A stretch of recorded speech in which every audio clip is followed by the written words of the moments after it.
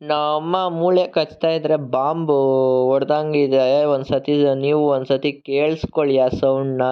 Real ಆಗಿ bomb sound.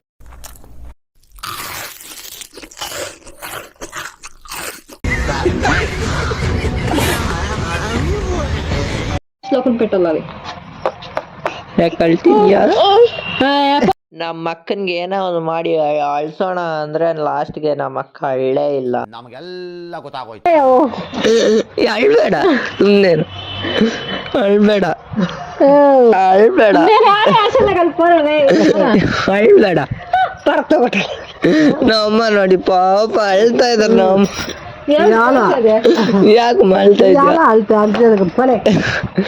ಅಳ್ಬೇಡಮ್ಮ, ಮತ್ತೆ ಬರ್ತೀಯ ಬಿಡು. ಅಳ್ಬೇಡ, ಅಳ್ಬೇಡ. ನಗ್ತಾ ಇದೀಯ ಅಷ್ಟೇ, ಒಳಗಡೆ ಬೇಜಾರು ಆಗ್ತೈತೆ. ಅಳ್ಬೇಡ, ಅಳ್ಬೇಡ, ಅಳ್ಬೇಡ.